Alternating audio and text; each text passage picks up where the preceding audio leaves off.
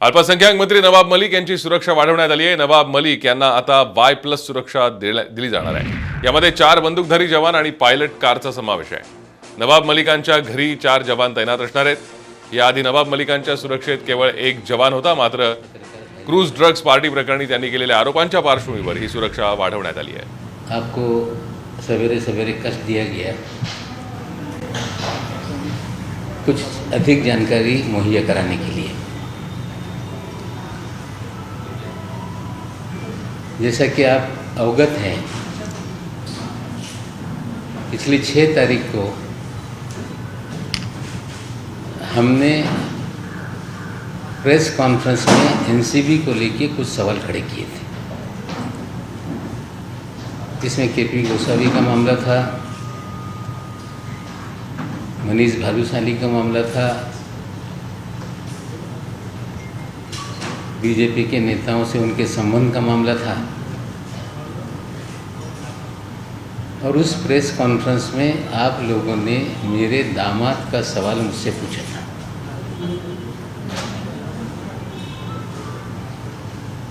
उस समय भी मैंने कहा था कि 13 जनवरी के रोज जब समीर खान की गिरफ्तारी हुई,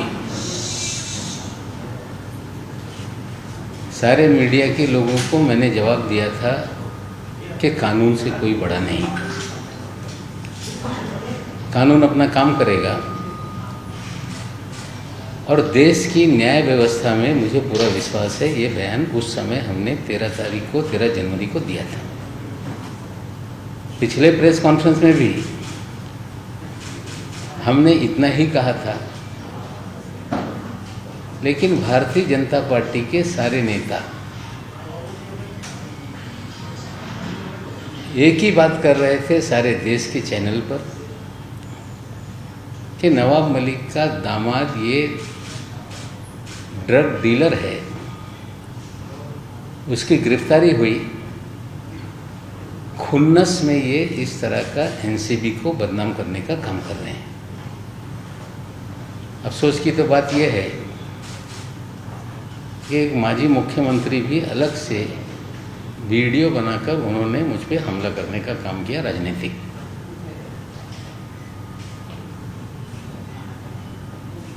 लेकिन 27 तारीख के दिन एनडीपीएस के स्पेशल कोर्ट ने समीर खान और उसके साथ 2 अन्य सह आरोपियों को, करण सजलानी और राहिला फर्नीचर वाले को 8.5 महीने जेल में रहने के बाद जमानत देने का काम किया। उसके बाद हमारी प्रेस कॉन्फ्रेंस हुई, लेकिन जो एक रिटन ऑर्डर होता है वो जज साहब के माध्यम से हम लोगों को प्राप्त नहीं हुआ। कल सवेरे 11 बजे जो कोर्ट का पोर्टल है ऑनलाइन, उस पोर्टल पे जस्टिस जोगलेकर जी का ऑर्डर लोड हुआ और जोगले सर करके जज साहब के ऑर्डर लोड होने के बाद हम लोगों ने उसे ऑनलाइन लोड करने के बाद चीज़ें पढ़ी। उसको मैं समझता हूँ कि आप जिस तरह से हमारे मीडिया में मेरा नाम लेकर पूरी खबरें 8.5 महीने चली, मेरे दामाद को 8.5 महीने जेल में रहना पड़ा और एक उनकी बीवी जो मेरी बेटी है वो अलग ट्रॉमा में थी, उसके 2 छोटे छोटे लड़के जो अलग तरह से उनके दिमाग पे असर हुआ, वो समाज में किसी से मिलने के लिए तैयार नहीं, सिर्फ या मेरे घर पे या मेरी दूसरी बेटी है उसके घर पे या घर के 4, 6, 10 लोगों के अलावा वो किसी से मिलते नहीं। इस तरह का हालात घर में है। लेकिन कल जो आदेश आया उससे पहले के घटनाक्रम मैं आपके सामने रखना चाहता हूँ।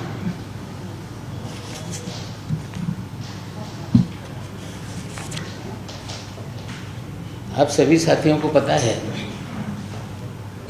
कि 8 जनवरी 2021 के दिन एनसीबी ने पत्रकारों को बताया कि 2 पार्सल यूनिवर्सल कार्गो से ट्रेस किए गए, जो करण सजलानी ने विजय शर्मा नाम के किसी व्यक्ति को शिलोंग भेजने के लिए बुक किया था।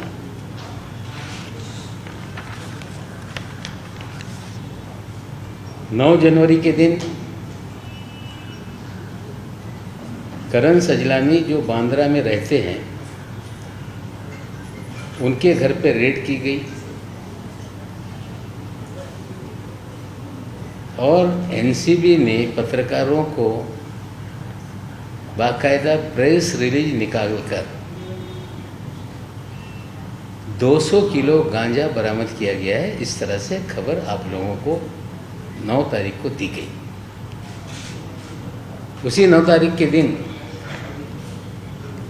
एनसीबी के अफसर के नंबर से सभी पत्रकारों को एक प्रेस रिलीज और 4 तस्वीरें दी गई। वो मैं आपको स्क्रीन पे दिखाता हूँ। नंबर ये आप देखिए, नंबर है 98201 11409। इसी नंबर से तस्वीरें दी गई 4 और यह प्रेस नोट निकाला गया है कि इस तरह से एक ब्रिटिश नागरिक को हमने गिरफ्तार करने का काम किया है और उसको बड़े पैमाने पे कवरेज देश के चैनलों पे और अखबारों पे आप लोगों ने प्रसारित करने का काम किया।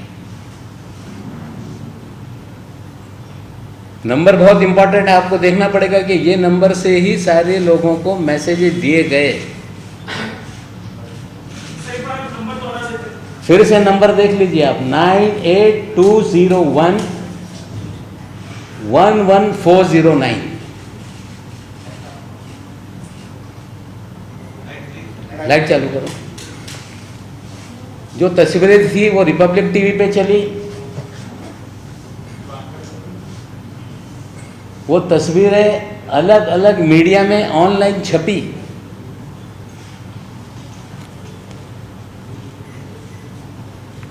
उसके बाद 9 जनवरी के दिन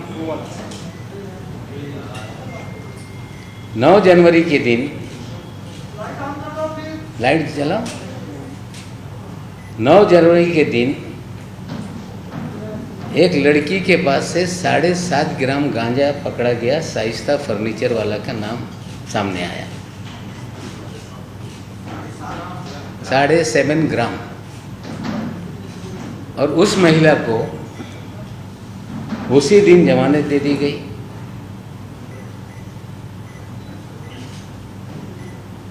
उसी के साथ साथ रेड की गई प्रिंस पान न्यू दिल्ली। उसी के दिन रेड की गई हाउस ऑफ पान गुड़गांव। उसी दिन रेड की गई रॉयस पान नोएडा। उसी दिन रेड की गई सांझा पान गुड़गांव। उसी दिन रेड की गई पंचायत दिल्ली, नितिन बेंगलोर, जीतू हर्बल टबैको, मुच्छड़ पान वाला और समीर खान के यहाँ जो मेरा दामाद है। उसी दिन उसको, अभी उसकी बात नहीं करता हूँ। उसके बाद रामपुर में एक रेड हुई और जिसकी भी जानकारी एनसीबी ने दी और वो सारी खबरें आप लोगों ने चलाई। एक उसकी जानकारी के लिए एक मैं न्यूज़ 18 लोकमत का जरा वीडियो चलाओ। न्यूज़ 18 लोकमत। चला पूरा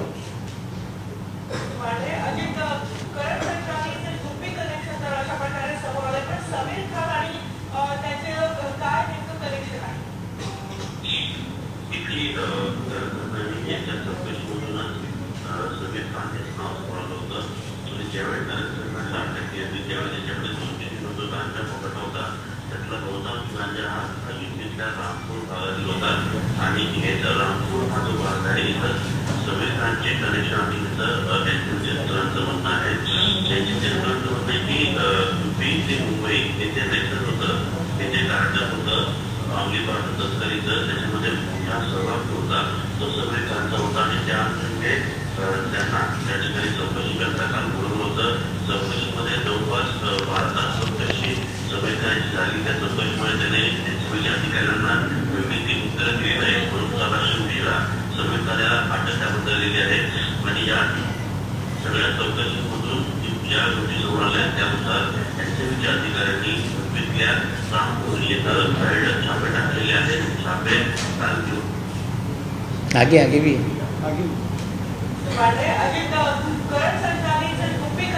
रामपूर येथं काही छापे टाकलेले आहेत. छापे काल घेऊन इसमें ऐसा कहा गया कि कानपुर में छापा डाला गया और 2-3 जगह पे छापा डाला गया. ये सारी खबरें एनसीबी के माध्यम से पत्रकारों ने चलाई.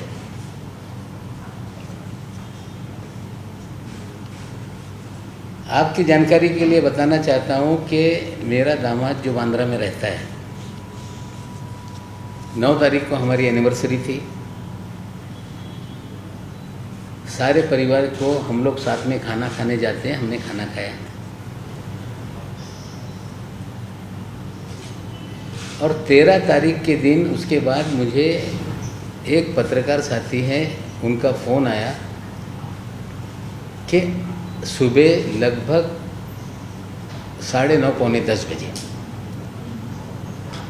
कि आपके दामाद को एनसीबी ने कोई सम्मन किया है क्या, कोई ड्रग के मामले में. मैंने वो कहा कि उसे क्यों सम्मन करेंगे, ऐसा गलत है. अगर कुछ है तो मामला गंभीर हो सकता है.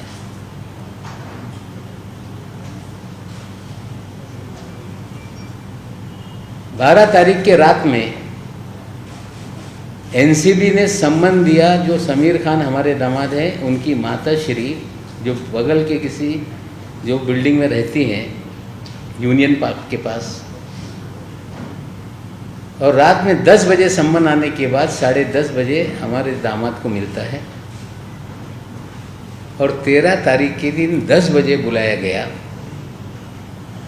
और समीर खान पौने 10 बजे एनसीबी कार्यालय में पहुंच गए. कार्यालय पहुंचने के साथ सारे कैमरा के लोग उनके स्वागत के लिए खड़े थे. सारे चैनलों पे खबरें चलने लगी कि नवाब मलिक के दामाद को सम्मन और उसकी तस्वीरें सारे चैनलों पे दिखाई जाने लगी. शाम होते होते फिर खबर आई. फिर उसी नंबर से लोगों को मैसेज दिया गया कि 27A में समीर खान ये ड्रग पैडलर है, बड़ा रैकेट चलाता है, इंपोर्ट करता है, और उसे 27A में गिरफ्तार कर लिया गया. एज यूजुअल हम लोग गए, वहाँ से जेल कस्टडी हो गई. जेल कस्टडी के बाद हमने जमानत याचिका लगाई. याचिका रिजेक्ट हो गई. हाई कोर्ट में गए. हाई कोर्ट में 6 महीना जिस दिन पूरा होने वाला था उस दिन सुनवाई लगी और एनसीबी ने कहा कि हम 7 तारीख को चार्जशीट फाइल कर रहे हैं.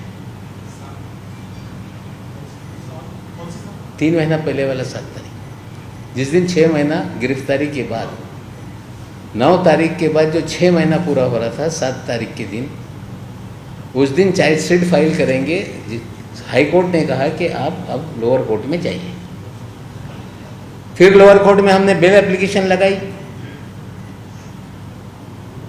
3.5 महीने एनसीबी ने टाल करने का काम किया. तारीख लगती तो सर पांडे नाम के एक वहाँ पे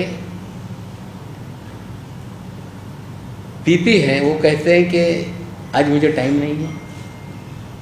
जज साहब ने कहा कि कल सुन लेते हैं, बोले कल मैं आऊँगा नहीं। कहने का अर्थ ये है कि उस सुनवाई को 3.5 महीने तक चलाना पड़ा और एनसीबी ने भरपूर कोशिश की कि जितना टाइम बाय हो सकता है इसमें किया जाए, लेकिन अल्टीमेटली जमानत हो गई और 12 तारीख के दिन जज साहब ने दस्तखत किया और दस्तखत करने के बाद कल लोड 13 तारीख के दिन हुआ और चीज़ें आई। वो चार्जशीट जो है, वो जो ऑर्डर है, मैं आप लोगों को अभी उस पर शेयर करता हूँ। उसके अंदर 2 पैराग्राफ बहुत इंपॉर्टेंट है।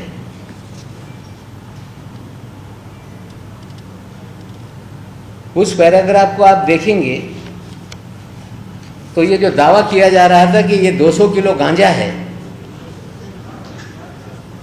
ये पूरी तरह से कोई एका ब्रेक नंतर लगेचच भेटू.